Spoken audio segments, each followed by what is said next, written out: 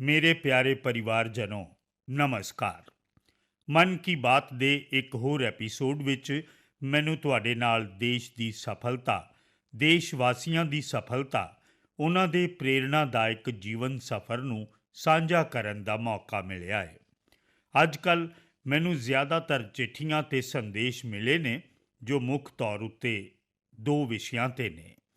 ਪਹਿਲਾ ਵਿਸ਼ਾ ਚੰਦਰਯਾਨ 3 ਦੀ ਸਫਲ ਲੈਂਡਿੰਗ ਹੈ ਤੇ ਦੂਜਾ ਵਿਸ਼ਾ ਦਿੱਲੀ ਵਿੱਚ G20 ਦਾ ਸਫਲ ਆਯੋਜਨ ਹੈ।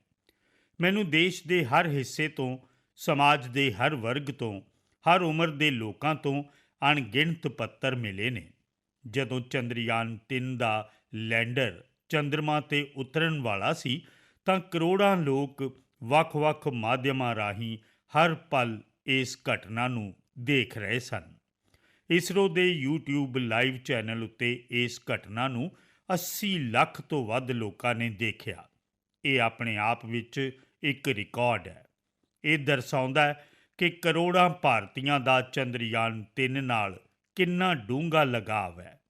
ਚੰਦਰਯਾਨ ਦੀ ਇਸ ਸਫਲਤਾ ਉੱਤੇ ਦੇਸ਼ 'ਚ ਇਨ੍ਹੀਂ ਦਿਨੀਂ ਇੱਕ ਬਹੁਤ ਹੀ ਸ਼ਾਨਦਾਰ ਪ੍ਰਸ਼ਨ ਮੁਕਾਬਲਾ ਚੱਲ ਰਿਹਾ ਹੈ ਤੇ ਇਸ ਦਾ ਨਾਂ ਰੱਖਿਆ ਗਿਆ ਹੈ ਚੰਦਰਯਾਨ 3 ਮਹਾਕੁਇਜ਼। ਮਾਈਗੋਵ ਪੋਰਟਲ 'ਤੇ ਕਰਵਾਏ ਜਾ ਰਹੇ ਇਸ ਮੁਕਾਬਲੇ 'ਚ ਹੁਣ ਤੱਕ 15 ਲੱਖ ਤੋਂ ਵੱਧ ਲੋਕ ਹਿੱਸਾ ਲੈ ਚੁੱਕੇ ਨੇ। ਮਾਈਗੋਵ ਦੇ ਲਾਂਚ ਹੋਣ ਤੋਂ ਬਾਅਦ ਕਿਸੇ ਵੀ ਕੁਇਜ਼ ਵਿੱਚ ਇਹ ਸਭ ਤੋਂ ਵੱਡੀ ਭਾਗੀਦਾਰੀ ਹੈ। ਮੈਂ ਤੁਹਾਨੂੰ ਇਹ ਵੀ ਦੱਸਣਾ ਚਾਹਾਂਗਾ ਕਿ ਜੇਕਰ ਤੁਸੀਂ ਅਜੇ ਤੱਕ ਇਸ ਵਿੱਚ ਹਿੱਸਾ ਨਹੀਂ ਲਿਆ ਤਾਂ ਦੇਰ ਨਾ ਕਰੋ।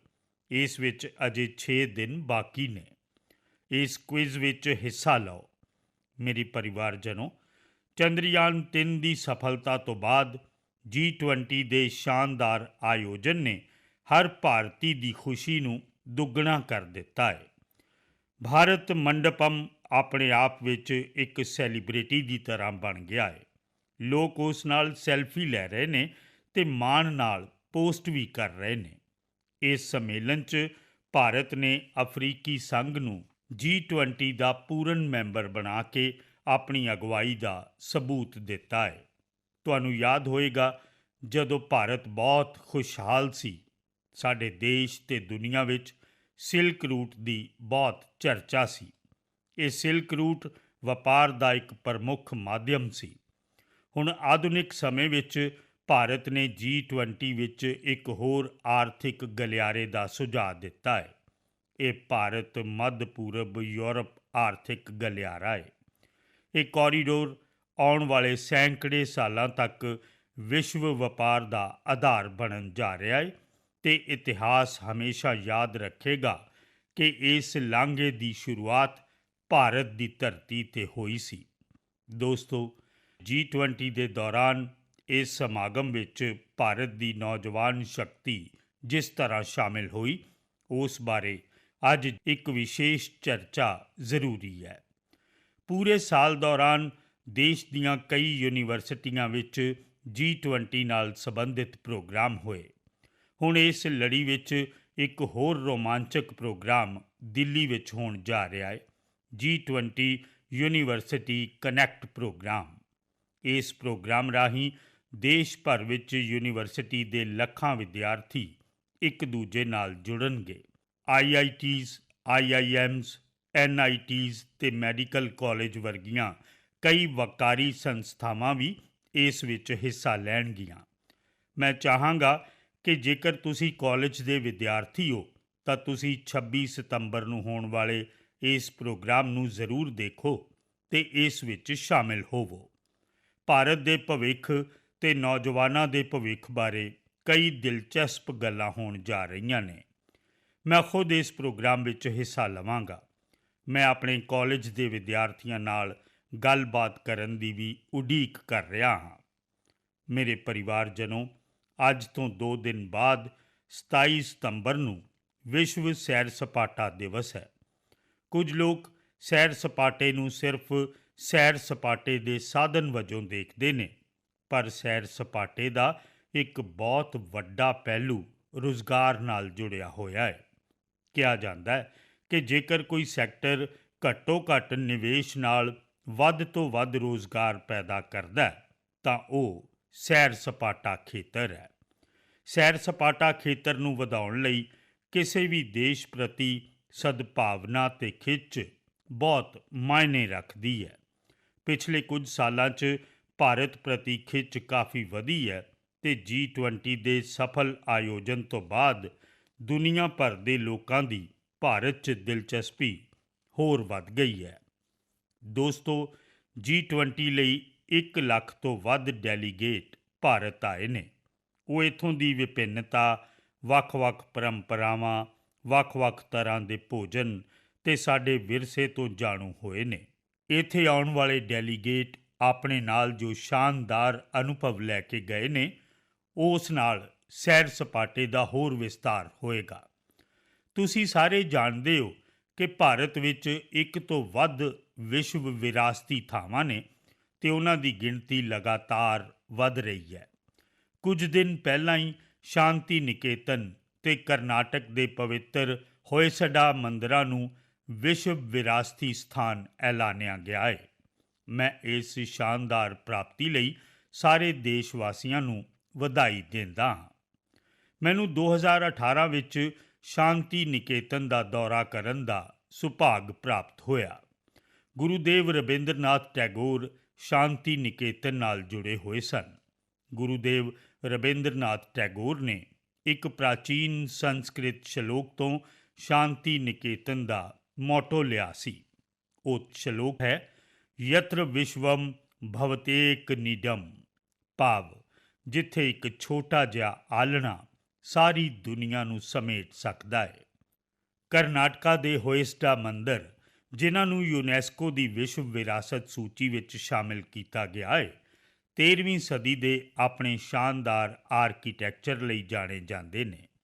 ਇਹਨਾਂ ਮੰਦਰਾਂ ਨੂੰ ਯੂਨੈਸਕੋ ਤੋਂ ਮਾਨਤਾ ਮਿਲਣਾ ਵੀ ਮੰਦਰ ਨਿਰਮਾਣ ਦੀ ਭਾਰਤੀ ਪਰੰਪਰਾ ਦਾ ਸਨਮਾਨ ਹੈ। ਭਾਰਤ ਵਿੱਚ ਵਿਸ਼ਵ ਵਿਰਾਸਤੀ ਜਾਇਦਾਦਾਂ ਦੀ ਕੁੱਲ ਗਿਣਤੀ ਹੁਣ 42 ਤੱਕ ਪਹੁੰਚ ਗਈ ਹੈ।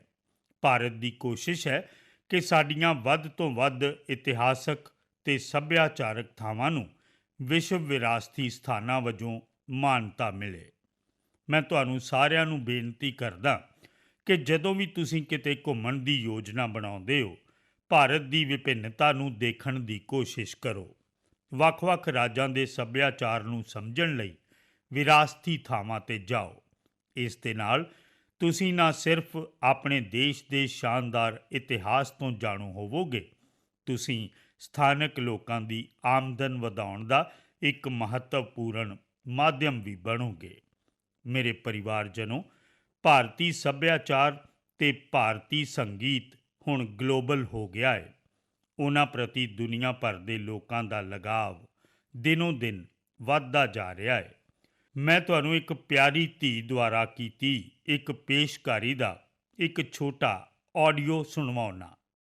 जगज्जालपालं कजत्कण्ठमालं शरच्चन्द्रभालं महादैत्यकालं नभो नीलकायं तुरावारमायं सुपद्मासहायं भजेऽहं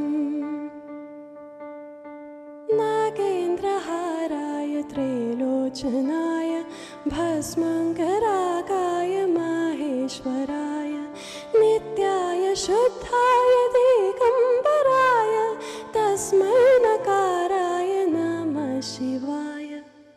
ਤੁਸੀਂ ਵੀ ਇਹ ਸੁਣ ਕੇ ਹੈਰਾਨ ਹੋ ਗਏ ਹੋ, ਹੈ ਨਾ? ਉਸ ਦੀ ਕਿੰਨੀ ਮਿੱਠੀ ਆਵਾਜ਼ ਹੈ ਤੇ ਹਰ ਸ਼ਬਦ ਵਿੱਚ ਪ੍ਰਤੀਬਿੰਬਿਤ ਭਾਵਨਾਵਾਂ। ਅਸੀਂ ਪਰਮਾਤਮਾ ਲਈ ਉਸ ਦੇ ਪਿਆਰ ਨੂੰ ਮਹਿਸੂਸ ਕਰ ਸਕਦੇ ਹਾਂ। ਜੇਕਰ ਮੈਂ ਤੁਹਾਨੂੰ ਦੱਸਾਂ ਕਿ ਇਹ ਸੁਰੀਲੀ ਆਵਾਜ਼ ਜਰਮਨੀ ਦੀ ਇੱਕ ਧੀ ਦੀ ਹੈ ਤਾਂ ਸ਼ਾਇਦ ਤੁਸੀਂ ਹੋਰ ਵੀ ਹੈਰਾਨ ਹੋ ਜਾਓਗੇ। ਇਸ ਬੇਟੀ ਦਾ ਨਾਂ ਕੈਸਮੀ ਹੈ। 21 ਸਾਲਾ ਕੈਸਮੀ ਇਨ੍ਹੀਂ ਦਿਨੀਂ ਇੰਸਟਾਗ੍ਰਾਮ 'ਤੇ ਕਾਫੀ ਮਸ਼ਹੂਰ ਹੈ। ਜਰਮਨੀ ਦੀ ਰਹਿਣ ਵਾਲੀ ਕੈਸਮੀ ਕਦੇ ਵੀ ਭਾਰਤ ਨਹੀਂ ਆਈ, ਪਰ ਉਹ ਭਾਰਤੀ ਸੰਗੀਤ ਦੀ ਪ੍ਰਸ਼ੰਸਕ ਹੈ ਜਿਸ ਨੇ ਕਦੇ ਭਾਰਤ ਵੀ ਨਹੀਂ ਦੇਖਿਆ। ਭਾਰਤੀ ਸੰਗੀਤ ਵਿੱਚ ਉਸ ਦੀ ਦਿਲਚਸਪੀ ਬਹੁਤ ਪ੍ਰੇਰਨਾਦਾਇਕ ਹੈ। ਕੈਸਮੀ ਜਨਮ ਤੋਂ ਹੀ ਨੇਤਰਹੀਣ ਹੈ, ਪਰ ਇਸ ਔਖੀ ਚੁਣੌਤੀ ਨੇ ਉਸ ਨੂੰ ਅਸਾਧਾਰਨ ਪ੍ਰਾਪਤੀਆਂ ਕਰਨ ਤੋਂ ਨਹੀਂ ਰੋਕਿਆ। ਸੰਗੀਤ ਤੇ ਸਿਰਜਣਾਤਮਕਤਾ ਲਈ ਉਸ ਦਾ ਜਨੂੰਨ ਅਜਿਹਾ ਸੀ ਕਿ ਉਸ ਨੇ ਬਚਪਨ ਤੋਂ ਹੀ ਗਾਉਣਾ ਸ਼ੁਰੂ ਕਰ ਦਿੱਤਾ ਸੀ। ਉਸ ਨੇ ਸਿਰਫ 3 ਸਾਲ ਦੀ ਉਮਰ ਵਿੱਚ ਅਫਰੀਕਨ ਡਰਮਿੰਗ ਸ਼ੁਰੂ ਕੀਤੀ। ਉਹ 5-6 ਸਾਲ ਪਹਿਲਾਂ ਹੀ ਭਾਰਤੀ ਸੰਗੀਤ ਨਾਲ ਜਾਣੂ ਹੋਈ ਸੀ। ਭਾਰਤ ਦੇ ਸੰਗੀਤ ਨੇ ਉਸ ਨੂੰ ਇੰਨਾ ਮੋਹ ਲਿਆ ਕਿ ਉਹ ਪੂਰੀ ਤਰ੍ਹਾਂ ਇਸ ਵਿੱਚ ਡੁੱਬ ਗਈ। ਉਸ ਨੇ ਤਬਲਾ ਵਜਾਉਣਾ ਵੀ ਸਿੱਖਿਆ। ਸਭ ਤੋਂ ਪ੍ਰੇਰਨਾਦਾਇਕ ਗੱਲ ਇਹ ਹੈ ਕਿ ਉਸ ਨੇ ਕਈ ਭਾਰਤੀ ਭਾਸ਼ਾਵਾਂ ਵਿੱਚ ਗਾਉਣ ਵਿੱਚ ਮੁਹਾਰਤ ਹਾਸਲ ਕੀਤੀ ਹੈ। ਸੰਸਕ੍ਰਿਤ, ਹਿੰਦੀ, ਮਲਿਆਲਮ, ਤਮਿਲ, ਕੰਨੜ ਜਾਂ ਅਸਾਮੀ, ਬੰਗਾਲੀ, ਮਰਾਠੀ, ਉਰਦੂ, ਇਹਨਾਂ ਸਾਰਿਆਂ ਵਿੱਚ ਉਸ ਨੇ ਆਪਣੇ ਸੁਰ ਸਾਧੇ ਨੇ। ਤੁਸੀਂ ਅੰਦਾਜ਼ਾ ਲਗਾ ਸਕਦੇ ਹੋ ਕਿ ਜੇਕਰ ਕਿਸੇ ਨੂੰ ਕਿਸੇ ਹੋਰ ਅਣਜਾਣ ਭਾਸ਼ਾ ਦੀਆਂ 2-3 ਲਾਈਨਾਂ ਬੋਲਣੀਆਂ ਪੈਣ ਤਾਂ ਕਿੰਨਾ ਔਖਾ ਹੁੰਦਾ ਹੈ, ਪਰ ਕੈਸਮੀ ਲਈ ਇਹ ਖੱਬੇ ਹੱਥ ਦੀ ਖੇਡ ਵਾਂਗ ਹੈ। ਤੁਹਾਡੇ ਸਾਰਿਆਂ ਲਈ ਮੈਂ ਇੱਥੇ ਕੰਨੜ ਵਿੱਚ ਗਾਇਆ ਉਸ ਦਾ ਇੱਕ ਗੀਤ ਸਾਂਝਾ ਕਰ ਰਿਹਾ ਹਾਂ। ನಮ್ಮ ವಚನ ಬಹುವಚನ ನುಡಿರು ಕನ್ನಡ ನಡೆಯಿರೋ ಕನ್ನಡ ನಮ್ಮ ವಚನ ಬಹುವಚನ ನುಡಿರು ಕನ್ನಡ ನಡೆಯಿರೋ ಕನ್ನಡ ಕನ್ನಡ ನಮ್ಮ ಕನ್ನಡ। ਮੈਂ ਭਾਰਤੀ ਸੰਸਕ੍ਰਿਤੀ ਤੇ ਸੰਗੀਤ ਲਈ ਜਰਮਨੀ ਦੀ ਕੈਸਮੀ ਦੇ ਜਨੂੰਨ ਦੀ ਦਿਲੋਂ ਸ਼ਲਾਘਾ ਕਰਦਾ। ਉਸ ਦੀਆਂ ਕੋਸ਼ਿਸ਼ਾਂ ਹਰ ਭਾਰਤੀ ਨੂੰ ਪ੍ਰਭਾਵਿਤ ਕਰਨ ਵਾਲੀਆਂ ਨੇ। ਮੇਰੇ ਪਰਿਵਾਰਜਨੋ, ਸਾਡੇ ਦੇਸ਼ ਵਿੱਚ ਸਿੱਖਿਆ ਨੂੰ ਹਮੇਸ਼ਾ ਸੇਵਾ ਵਜੋਂ ਦੇਖਿਆ ਜਾਂਦਾ ਹੈ। ਮੈਂ ਉੱਤਰਾਖੰਡ ਦੇ ਕੁਝ ਅਜਿਹੇ ਨੌਜਵਾਨਾਂ ਬਾਰੇ ਜਾਣਿਆ ਹੈ ਜੋ ਇਸੇ ਭਾਵਨਾ ਨਾਲ ਬੱਚਿਆਂ ਦੀ ਸਿੱਖਿਆ ਲਈ ਕੰਮ ਕਰ ਰਹੇ ਨੇ। ਨੈਨੀਤਾਲ ਜ਼ਿਲ੍ਹੇ ਦੇ ਕੁਝ ਨੌਜਵਾਨਾਂ ਨੇ ਬੱਚਿਆਂ ਲਈ ਅਨੋਖੀ ਘੋੜਾ ਲਾਇਬ੍ਰੇਰੀ ਸ਼ੁਰੂ ਕੀਤੀ ਹੈ। ਇਸ ਲਾਇਬ੍ਰੇਰੀ ਦੀ ਸਭ ਤੋਂ ਵੱਡੀ ਖਾਸੀਅਤ ਇਹ ਹੈ ਕਿ ਮੁਸ਼ਕਿਲ ਤੋਂ ਮੁਸ਼ਕਿਲ ਇਲਾਕਿਆਂ ਵਿੱਚ ਵੀ ਕਿਤਾਬਾਂ ਬੱਚਿਆਂ ਤੱਕ ਪਹੁੰਚ ਰਹੀਆਂ ਨੇ ਅਤੇ ਨਹੀਂ, ਇਹ ਸੇਵਾ ਬਿਲਕੁਲ ਮੁਫਤ ਹੈ। ਹੁਣ ਤੱਕ ਨੈਨੀਤਾਲ ਦੇ 12 ਪਿੰਡ ਇਸ ਰਾਹੀਂ ਕਵਰ ਕੀਤੇ ਜਾ ਚੁੱਕੇ ਨੇ। ਬੱਚਿਆਂ ਦੀ ਪੜ੍ਹਾਈ ਨਾਲ ਜੁੜੇ ਇਸ ਨੇਕ ਕਾਰਜ ਵਿੱਚ ਸਥਾਨਕ ਲੋਕ ਵੀ ਮਦਦ ਲਈ ਅੱਗੇ ਆ ਰਹੇ ਨੇ। ਇਸ ਘੋੜਾ ਲਾਇਬ੍ਰੇਰੀ ਰਾਹੀਂ ਇਹ ਉਪਰਾਲਾ ਕੀਤਾ ਜਾ ਰਿਹਾ ਹੈ ਕਿ ਦੂਰ ਦੁਰਾਡੇ ਪਿੰਡਾਂ ਦੇ ਬੱਚਿਆਂ ਨੂੰ ਸਕੂਲੀ ਕਿਤਾਬਾਂ ਤੋਂ ਇਲਾਵਾ ਕਵਿਤਾਵਾਂ, ਕਹਾਣੀਆਂ ਅਤੇ ਨੈਤਿਕ ਸਿੱਖਿਆ ਦੀਆਂ ਪੁਸਤਕਾਂ ਪੜ੍ਹਨ ਦਾ ਪੂਰਾ ਮੌਕਾ ਮਿਲੇ। ਬੱਚੇ ਵੀ ਇਸ ਵਿਲੱਖਣ ਲਾਇਬ੍ਰੇਰੀ ਨੂੰ ਪਸੰਦ ਕਰ ਰਹੇ ਨੇ। ਦੋਸਤੋ, ਮੈਂ ਹੈਦਰਾਬਾਦ ਦੀ ਲਾਇਬ੍ਰੇਰੀ ਨਾਲ ਸੰਬੰਧਿਤ ਅਜਿਹੇ ਹੀ ਇੱਕ ਅਨੋਖੇ ਯਤਨ ਬਾਰੇ ਜਾਣਿਆ ਹੈ। ਇੱਥੇ 7ਵੀਂ ਜਮਾਤ ਵਿੱਚ ਪੜ੍ਹਦੀ ਧੀ ਆਕਰਸ਼ਨਾ ਸਤੀਸ਼ ਨੇ ਕਮਾਲ ਕਰ ਦਿੱਤਾ ਹੈ। ਤੁਹਾਨੂੰ ਇਹ ਜਾਣ ਕੇ ਹੈਰਾਨੀ ਹੋਏਗੀ ਕਿ ਮਹਿਜ਼ 11 ਸਾਲ ਦੀ ਉਮਰ ਵਿੱਚ ਉਹ ਬੱਚਿਆਂ ਲਈ 1 ਜਾਂ 2 ਨਹੀਂ, ਸਗੋਂ 7 ਲਾਇਬ੍ਰੇਰੀਆਂ ਚਲਾ ਰਹੀ ਹੈ। ਆਕਰਸ਼ਨਾ ਨੂੰ ਇਸ ਦੀ ਪ੍ਰੇਰਣਾ 2 ਸਾਲ ਪਹਿਲਾਂ ਮਿਲੀ ਜਦੋਂ ਉਹ ਆਪਣੇ ਮਾਤਾ-ਪਿਤਾ ਨਾਲ ਕੈਂਸਰ ਹਸਪਤਾਲ ਗਈ। ਉਸ ਦਾ ਪਿਤਾ ਉੱਥੇ ਲੋੜਵੰਦਾਂ ਦੀ ਮਦਦ ਲਈ ਗਿਆ ਸੀ। ਉੱਥੋਂ ਦੇ ਬੱਚਿਆਂ ਨੇ ਉਸ ਤੋਂ ਕਲਰਿੰਗ ਬੁੱਕਸ ਮੰਗੀ ਅਤੇ ਇਹ ਗੱਲ ਇਸ ਪਿਆਰੀ ਗੁੱਡੀ ਨੂੰ ਇੰਨੀ ਛੂਹ ਗਈ ਕਿ ਉਸ ਨੇ ਵੱਖ-ਵੱਖ ਕਿਸਮਾਂ ਦੀਆਂ ਕਿਤਾਬਾਂ ਇਕੱਠੀਆਂ ਕਰਨ ਦਾ ਫੈਸਲਾ ਕੀਤਾ। ਉਸ ਨੇ ਆਪਣੇ ਆਂਢ-ਗੁਆਂਢ ਦੇ ਘਰਾਂ, ਰਿਸ਼ਤੇਦਾਰਾਂ ਅਤੇ ਦੋਸਤਾਂ ਤੋਂ ਕਿਤਾਬਾਂ ਇਕੱਠੀਆਂ ਕਰਨੀਆਂ ਸ਼ੁਰੂ ਕੀਤੀਆਂ ਅਤੇ ਤੁਹਾਨੂੰ ਇਹ ਜਾਣ ਕੇ ਖੁਸ਼ੀ ਹੋਏਗੀ ਕਿ ਇਸੇ ਕੈਂਸਰ ਹਸਪਤਾਲ ਵਿੱਚ ਬੱਚਿਆਂ ਲਈ ਪਹਿਲੀ ਲਾਇਬ੍ਰੇਰੀ ਖੋਲ੍ਹੀ ਗਈ ਸੀ। ਇਸ ਧੀ ਵੱਲੋਂ ਲੋੜਵੰਦ ਬੱਚਿਆਂ ਲਈ ਹੁਣ ਤੱਕ ਵੱਖ-ਵੱਖ ਥਾਵਾਂ ਉੱਤੇ ਖੋਲ੍ਹੀਆਂ ਗਈਆਂ 7 ਲਾਇਬ੍ਰੇਰੀਆਂ ਵਿੱਚ ਹੁਣ 6000 ਦੇ ਕਰੀਬ ਕਿਤਾਬਾਂ ਉਪਲਬਧ ਨੇ। ਜਿਸ ਤਰ੍ਹਾਂ ਇੱਕ ਛੋਟੀ ਜਿਹੀ ਆਕਰਸ਼ਨਾ ਬੱਚਿਆਂ ਦੇ ਭਵਿੱਖ ਨੂੰ ਸੰਵਾਰਨ ਵਿੱਚ ਬਹੁਤ ਵਧੀਆ ਕੰਮ ਕਰ ਰਹੀ ਹੈ, ਉਹ ਸਭ ਨੂੰ ਪ੍ਰੇਰਿਤ ਕਰਨ ਵਾਲਾ ਹੈ। ਦੋਸਤੋ, ਇਹ ਸੱਚ ਹੈ ਕਿ ਅੱਜ ਦਾ ਯੁੱਗ ਡਿਜੀਟਲ ਟੈਕਨੋਲੋਜੀ ਅਤੇ ਤੇ ਈ-ਬੁੱਕਸ ਦਾ ਹੈ, ਪਰ ਫਿਰ ਵੀ ਕਿਤਾਬਾਂ ਸਾਡੀ ਜ਼ਿੰਦਗੀ ਵਿੱਚ ਹਮੇਸ਼ਾ ਇੱਕ ਚੰਗੇ ਦੋਸਤ ਦੀ ਭੂਮਿਕਾ ਨਿਭਾਉਂਦੀਆਂ ਨੇ। ਇਸ ਲਈ ਸਾਨੂੰ ਬੱਚਿਆਂ ਨੂੰ ਕਿਤਾਬਾਂ ਪੜ੍ਹਨ ਲਈ ਪ੍ਰੇਰਿਤ ਕਰਨਾ ਚਾਹੀਦਾ ਹੈ। ਮੇਰੇ ਪਰਿਵਾਰਜਨੋਂ, ਸਾਡੇ ਸ਼ਾਸਤਰਾਂ ਵਿੱਚ ਕਿਹਾ ਗਿਆ ਹੈ, ਜੀਵੇਸ਼ੂ ਕਰਨਾ ਚਾਪੀ ਮੈਤਰੀ ਤੇਸ਼ੂ ਵਿਧੀਯਤਾਮ, ਭਾਵ ਜੀਵਾਂ ਉੱਤੇ ਦਇਆ ਕਰੋ ਤੇ ਉਹਨਾਂ ਨੂੰ ਆਪਣਾ ਮਿੱਤਰ ਬਣਾਓ।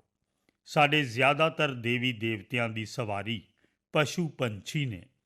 ਬਹੁਤ ਸਾਰੇ ਲੋਕ ਮੰਦਰ ਵਿੱਚ ਜਾ ਕੇ ਭਗਵਾਨ ਦੇ ਦਰਸ਼ਨ ਕਰਦੇ ਨੇ, ਪਰ ਜੋ ਜੀਵ ਜੰਤੂ ਉਹਨਾਂ ਦੀ ਸਵਾਰੀ ਹੁੰਦੇ ਨੇ, ਇਸ ਪਾਸੇ ਬਹੁਤਾ ਧਿਆਨ ਨਹੀਂ ਦਿੰਦੇ। ਇਹ ਜੀਵ ਜੰਤੂ ਨਾ ਸਿਰਫ ਸਾਡੀ ਆਸਥਾ ਦੇ ਕੇਂਦਰ ਵਿੱਚ ਰਹਿਣੇ ਚਾਹੀਦੇ ਨੇ, ਸਾਨੂੰ ਹਰ ਸੰਭਵ ਤਰੀਕੇ ਨਾਲ ਇਹਨਾਂ ਦੀ ਰੱਖਿਆ ਵੀ ਕਰਨੀ ਚਾਹੀਦੀ ਹੈ। ਪਿਛਲੇ ਕੁਝ ਸਾਲਾਂ ਵਿੱਚ ਦੇਸ਼ ਵਿੱਚ ਸ਼ੇਰਾਂ, ਬਾਘਾਂ, ਚੀਤੇ ਤੇ ਹਾਥੀਆਂ ਦੀ ਗਿਣਤੀ ਵਿੱਚ ਉਤਸ਼ਾਹਜਨਕ ਵਾਧਾ ਦੇਖਿਆ ਗਿਆ ਹੈ। ਕਈ ਹੋਰ ਉਪਰਾਲੇ ਵੀ ਲਗਾਤਾਰ ਜਾਰੀ ਨੇ ਤਾਂ ਜੋ ਇਸ ਧਰਤੀ 'ਤੇ ਰਹਿਣ ਵਾਲੇ ਹੋਰ ਜਾਨਵਰਾਂ ਨੂੰ ਬਚਾਇਆ ਜਾ ਸਕੇ। ਅਜਿਹਾ ਹੀ ਇੱਕ ਅਨੋਖਾ ਉਪਰਾਲਾ ਰਾਜਸਥਾਨ ਦੇ ਪੁਸ਼ਕਰ ਵਿੱਚ ਵੀ ਕੀਤਾ ਜਾ ਰਿਹਾ ਹੈ। ਇੱਥੇ ਸੁਖਦੇਵ ਭੱਟ ਜੀ ਤੇ ਉਹਨਾਂ ਦੀ ਟੀਮ ਜੰਗਲੀ ਜਾਨਵਰਾਂ ਨੂੰ ਬਚਾਉਣ ਲਈ ਮਿਲ ਕੇ ਕੰਮ ਕਰ ਰਹੀ ਹੈ। ਤੇ ਕੀ ਤੁਸੀਂ ਜਾਣਦੇ ਹੋ ਉਹਨਾਂ ਦੀ ਟੀਮ ਦਾ ਨਾਮ ਕੀ ਹੈ? ਉਹਨਾਂ ਦੀ ਟੀਮ ਦਾ ਨਾਮ ਹੈ ਕੋਬਰਾ।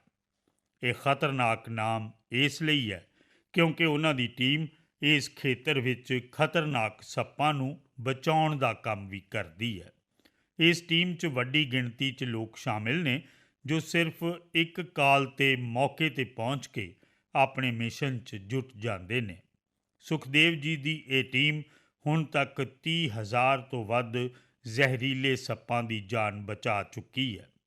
ਇਸ ਉਪਰਾਲੇ ਨਾਲ ਜਿੱਥੇ ਲੋਕਾਂ ਲਈ ਖਤਰਾ ਦੂਰ ਹੋਇਆ ਹੈ, ਉੱਥੇ ਕੁਦਰਤ ਦੀ ਵੀ ਸੰਭਾਲ ਹੋ ਰਹੀ ਹੈ। ਇਹ ਟੀਮ ਹੋਰ ਬਿਮਾਰ ਜਾਨਵਰਾਂ ਦੀ ਸੇਵਾ ਕਰਨ ਦੇ ਕੰਮ ਵਿੱਚ ਵੀ ਲੱਗੀ ਹੋਈ ਹੈ। ਦੋਸਤੋ, auto driver M Rajendra Prasad ji ਵੀ ਚੇਨਈ, ਤਾਮਿਲਨਾਡੂ ਵਿੱਚ ਇੱਕ ਅਨੋਖਾ ਕੰਮ ਕਰ ਰਹੇ ਨੇ। ਉਹ ਪਿਛਲੇ 25-30 ਸਾਲਾਂ ਤੋਂ ਕਬੂਤਰਾਂ ਦੀ ਸੇਵਾ ਵਿੱਚ ਜੁਟੇ ਹੋਏ ਨੇ। ਉਹਨਾਂ ਨੇ ਆਪਣੇ ਘਰ ਵਿੱਚ 200 ਤੋਂ ਵੱਧ ਕਬੂਤਰ ਰੱਖੇ ਹੋਏ ਨੇ। ਉਹ ਪੰਛੀਆਂ ਦੀ ਹਰ ਲੋੜ ਜਿਵੇਂ ਭੋਜਨ, ਪਾਣੀ, ਸਿਹਤ ਆਦਿ ਦਾ ਪੂਰਾ ਧਿਆਨ ਰੱਖਦੇ ਨੇ। ਇਸ ਉੱਤੇ ਉਹਨਾਂ ਦਾ ਕਾਫੀ ਪੈਸਾ ਵੀ ਖਰਚ ਹੁੰਦਾ, ਪਰ ਉਹ ਆਪਣੇ ਕੰਮ 'ਚ ਡਟੇ ਹੋਏ ਨੇ। ਦੋਸਤੋ, ਲੋਕਾਂ ਨੂੰ ਨੇਕ ਇਰਾਦੇ ਨਾਲ ਅਜਿਹਾ ਕੰਮ ਕਰਦੇ ਦੇਖ ਕੇ ਸੱਚਮੁੱਚ ਬਹੁਤ ਰਾਹਤ ਤੇ ਬਹੁਤ ਖੁਸ਼ੀ ਮਿਲਦੀ ਹੈ। ਜੇਕਰ ਤੁਹਾਨੂੰ ਵੀ ਕੁਝ ਅਜਿਹੇ ਅਨੋਖੇ ਯਤਨਾਂ ਬਾਰੇ ਜਾਣਕਾਰੀ ਮਿਲਦੀ ਹੈ ਤਾਂ ਕਿਰਪਾ ਕਰਕੇ ਉਹਨਾਂ ਨੂੰ ਸਾਂਝਾ ਕਰੋ। ਮੇਰੇ ਪਰਿਵਾਰਜਨੋਂ, ਆਜ਼ਾਦੀ ਦਾ ਇਹ ਅੰਮ੍ਰਿਤ ਕਾਲ ਦੇਸ਼ ਲਈ ਹਰ ਨਾਗਰਿਕ ਦੇ ਫਰਜ਼ ਦਾ ਦੌਰ ਵੀ ਹੈ। ਕੇਵਲ ਆਪਣੇ ਫਰਜ਼ਾਂ ਨੂੰ ਨਿਭਾਉਣ ਨਾਲ ਹੀ ਅਸੀਂ ਆਪਣੇ ਟੀਚਿਆਂ ਨੂੰ ਪ੍ਰਾਪਤ ਕਰ ਸਕਦੇ ਹਾਂ ਤੇ ਆਪਣੀ ਮੰਜ਼ਿਲ 'ਤੇ ਪਹੁੰਚ ਸਕਦੇ ਹਾਂ। ਫਰਜ਼ ਦੀ ਭਾਵਨਾ ਸਾਨੂੰ ਸਾਰਿਆਂ ਨੂੰ ਇੱਕ ਸੂਤਰ 'ਚ ਪਿਰੋਂਦੀ ਹੈ। ਯੂਪੀ ਦੇ ਸੰਭਲ ਵਿੱਚ ਦੇਸ਼ ਨੇ ਫਰਜ਼ ਦੀ ਭਾਵਨਾ ਦੀ ਇੱਕ ਅਜਿਹੀ ਮਿਸਾਲ ਦੇਖੀ ਹੈ ਜੋ ਮੈਂ ਤੁਹਾਡੇ ਨਾਲ ਵੀ ਸਾਂਝੀ ਕਰਨਾ ਚਾਹੁੰਦਾ।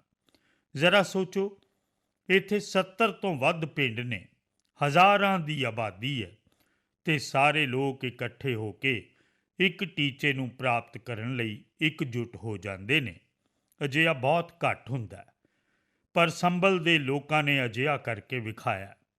ਇਹਨਾਂ ਲੋਕਾਂ ਨੇ ਮਿਲ ਕੇ ਜਨ ਭਾਗੀਦਾਰੀ ਤੇ ਸਮੂਹਿਕਤਾ ਦੀ ਸ਼ਾਨਦਾਰ ਮਿਸਾਲ ਕਾਇਮ ਕੀਤੀ ਹੈ। ਦਰਅਸਲ ਕਈ ਦਹਾਕੇ ਪਹਿਲਾਂ ਇਸ ਇਲਾਕੇ ਵਿੱਚ ਸੋਤ ਨਾਂ ਦੀ ਨਦੀ ਵਹਿੰਦੀ ਸੀ।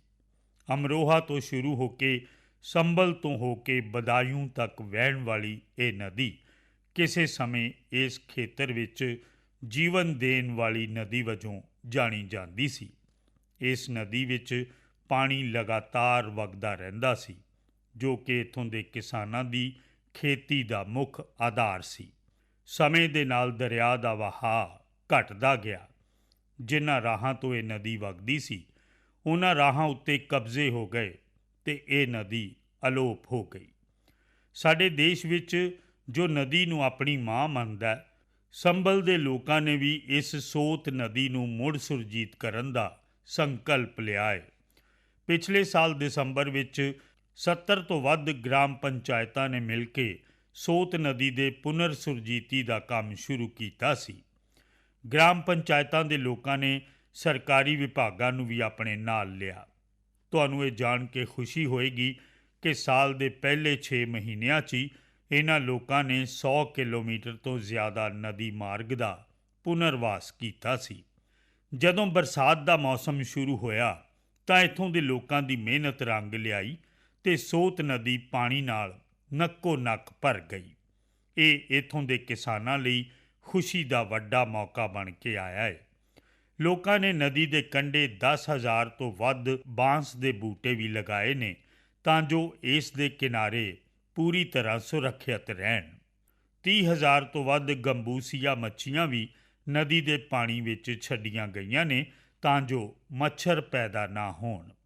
ਦੋਸਤੋ, ਸੋਤ ਨਦੀ ਦੀ ਉਦਾਹਰਣ ਸਾਨੂੰ ਦੱਸਦੀ ਹੈ ਕਿ ਜੇਕਰ ਅਸੀਂ ਦ੍ਰਿੜ ਸੰਕਲਪ ਰੱਖਦੇ ਹਾਂ ਤਾਂ ਅਸੀਂ ਵੱਡੀਆਂ ਚੁਣੌਤੀਆਂ ਨੂੰ ਪਾਰ ਕਰ ਸਕਦੇ ਹਾਂ ਤੇ ਵੱਡੀ ਤਬਦੀਲੀ ਲਿਆ ਸਕਦੇ ਹਾਂ। ਕਰਤੱਵ ਦੇ ਮਾਰਗ 'ਤੇ ਚੱਲ ਕੇ ਤੁਸੀਂ ਵੀ ਆਪਣੇ ਆਲੇ ਦੁਆਲੇ ਬਹੁਤ ਸਾਰੀਆਂ ਅਜਿਹੀਆਂ ਤਬਦੀਲੀਆਂ ਦਾ ਮਾਧਿਅਮ ਬਣ ਸਕਦੇ ਹੋ। ਮੇਰੇ ਪਰਿਵਾਰਜਨੋ, ਜਦੋਂ ਇਰਾਦੇ ਪੱਕੇ ਹੋਣ ਤੇ ਕੁਝ ਸਿੱਖਣ ਦਾ ਇਰਾਦਾ ਹੋਏ ਤਾਂ ਕੋਈ ਵੀ ਕੰਮ ਔਖਾ ਨਹੀਂ ਰਹਿੰਦਾ। ਪੱਛਮੀ ਬੰਗਾਲ ਦੀ ਸ਼੍ਰੀਮਤੀ ਸ਼ਕੁੰਤਲਾ ਸਰਦਾਰ ਨੇ ਇਸ ਗੱਲ ਨੂੰ ਬਿਲਕੁਲ ਸਹੀ ਸਾਬਤ ਕੀਤਾ ਹੈ। ਅੱਜ ਉਹ ਕਈ ਹੋਰ ਔਰਤਾਂ ਲਈ ਪ੍ਰੇਰਣਾ ਸਰੋਤ ਬਣ ਚੁੱਕੀ ਹੈ। ਸ਼ਕੁੰਤਲਾ ਜੀ ਜੰਗਲ ਮਹਿਲ ਦੇ ਪਿੰਡ ਸ਼ਾਤਨਾਲਾ ਦੀ ਰਹਿਣ ਵਾਲੀ ਹੈ। ਲੰਮੇ ਸਮੇਂ ਤੋਂ ਉਸ ਦਾ ਪਰਿਵਾਰ ਹਰ ਰੋਜ਼ ਮਜ਼ਦੂਰੀ ਕਰਕੇ ਆਪਣਾ ਗੁਜ਼ਾਰਾ ਚਲਾਉਂਦਾ ਸੀ। ਉਸ ਦੇ ਪਰਿਵਾਰ ਦਾ ਗੁਜ਼ਾਰਾ ਵੀ ਮੁਸ਼ਕਿਲ ਸੀ।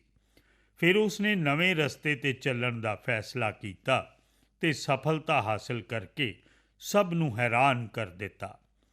ਤੁਸੀਂ ਜ਼ਰੂਰ ਜਾਣਨਾ ਚਾਹੋਗੇ ਕਿ ਉਸ ਨੇ ਇਹ ਕਾਰਨਾਮਾ ਕਿਵੇਂ ਕੀਤਾ। ਜਵਾਬ ਹੈ, ਇੱਕ ਸਿਲਾਈ ਮਸ਼ੀਨ। ਸਿਲਾਈ ਮਸ਼ੀਨ ਦੀ ਵਰਤੋਂ ਕਰਕੇ ਉਸ ਨੇ ਸਾਲ ਦੇ ਪੱਤਿਆਂ ਉੱਤੇ ਸੁੰਦਰ ਡਿਜ਼ਾਈਨ ਬਣਾਉਣੇ ਸ਼ੁਰੂ ਕਰ ਦਿੱਤੇ। ਉਸ ਦੇ ਇਸ ਹੁਨਰ ਨੇ ਪੂਰੇ ਪਰਿਵਾਰ ਦੀ ਜ਼ਿੰਦਗੀ ਬਦਲ ਦਿੱਤੀ। ਉਸ ਦੁਆਰਾ ਬਣਾਏ ਗਏ ਇਸ ਸ਼ਾਨਦਾਰ ਕ੍ਰਾਫਟ ਦੀ ਮੰਗ ਲਗਾਤਾਰ ਵਧ ਰਹੀ ਹੈ। ਸ਼ਕੁੰਤਲਾ ਜੀ ਦੇ ਇਸ ਹੁਨਰ ਨੇ ਨਾ ਸਿਰਫ ਉਹਨਾਂ ਦੀ ਜ਼ਿੰਦਗੀ ਸਗੋਂ ਸਾਲ ਦੇ ਪੱਤੇ ਇਕੱਠੇ ਕਰਨ ਵਾਲੇ ਕਈ ਲੋਕਾਂ ਦੀ ਜ਼ਿੰਦਗੀ ਵੀ ਬਦਲ ਦਿੱਤੀ ਹੈ। ਹੁਣ ਉਹ ਕਈ ਔਰਤਾਂ ਨੂੰ ਟ੍ਰੇਨਿੰਗ ਦੇਣ ਦਾ ਕੰਮ ਵੀ ਕਰ ਰਹੀ ਹੈ। ਤੁਸੀਂ ਕਲਪਨਾ ਕਰ ਸਕਦੇ ਹੋ, ਇੱਕ ਪਰਿਵਾਰ ਜੋ ਪਹਿਲਾਂ ਮਜ਼ਦੂਰੀ 'ਤੇ ਨਿਰਭਰ ਸੀ, ਹੁਣ ਦੂਜਿਆਂ ਨੂੰ ਉਹ ਖੁਦ ਰੁਜ਼ਗਾਰ ਦੇਣ ਲਈ ਪ੍ਰੇਰਿਤ ਕਰ ਰਿਹਾ ਹੈ। ਉਸ ਨੇ ਆਪਣੇ ਪਰਿਵਾਰ ਜੋ ਕਿ ਦਿਹਾੜੀ ਉੱਤੇ ਨਿਰਭਰ ਸੀ ਨੂੰ ਆਪਣੇ ਪੈਰਾਂ 'ਤੇ ਖੜ੍ਹਾ ਕਰ ਦਿੱਤਾ ਹੈ। ਇਸ ਨਾਲ ਉਸ ਦੇ ਪਰਿਵਾਰ ਨੂੰ ਹੋਰ ਚੀਜ਼ਾਂ 'ਤੇ ਵੀ ਧਿਆਨ ਦੇਣ ਦਾ ਮੌਕਾ ਮਿਲਿਆ ਹੈ। ਇੱਕ ਗੱਲ ਹੋਰ ਹੋਈ, ਜਿਵੇਂ ਹੀ ਸ਼ਕੁੰਤਲਾ ਜੀ ਦੀ ਹਾਲਤ ਵਿੱਚ ਸੁਧਾਰ ਹੋਇਆ, ਉਹਨਾਂ ਨੇ ਵੀ ਬੱਚਤ ਕਰਨੀ ਸ਼ੁਰੂ ਕਰ ਦਿੱਤੀ। ਹੁਣ ਉਸ ਨੇ ਜੀਵਨ ਬੀਮਾ ਯੋਜਨਾਵਾਂ ਵਿੱਚ ਨਿਵੇਸ਼ ਕਰਨਾ ਸ਼ੁਰੂ ਕਰ ਦਿੱਤਾ ਤਾਂ ਜੋ ਉਸ ਦੇ ਬੱਚਿਆਂ ਦਾ ਭਵਿੱਖ ਵੀ ਉਜਵਲ ਹੋਵੇ।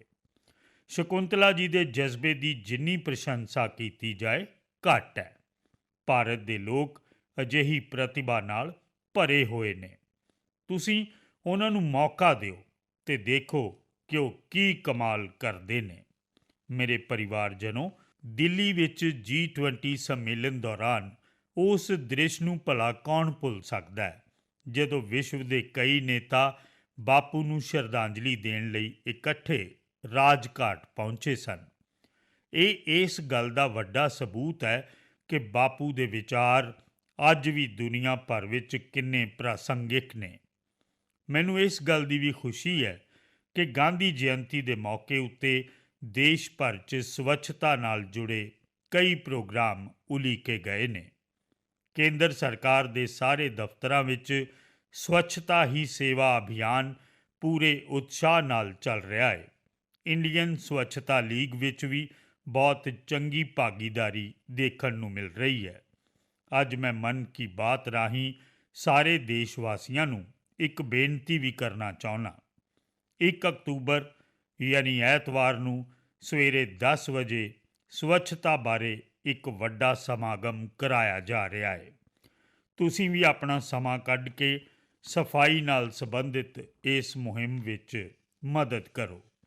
ਤੁਸੀਂ ਆਪਣੀ ਗਲੀ, ਆਂਢ ਗੁਆਂਢ, ਪਾਰਕ, ਨਦੀ, ਝੀਲ ਜਾਂ ਕਿਸੇ ਹੋਰ ਜਨਤਕ ਸਥਾਨ ਉੱਤੇ ਇਸ ਸਫਾਈ ਮੁਹਿੰਮ ਵਿੱਚ ਸ਼ਾਮਿਲ ਹੋ ਸਕਦੇ ਹੋ ਅਤੇ ਜਿੱਥੇ ਵੀ ਅੰਮ੍ਰਿਤ ਸਰੋਵਰ ਬਣਾਇਆ ਗਿਆ ਉੱਥੇ ਸਫਾਈ ਜ਼ਰੂਰ ਕਰਨੀ ਚਾਹੀਦੀ ਹੈ।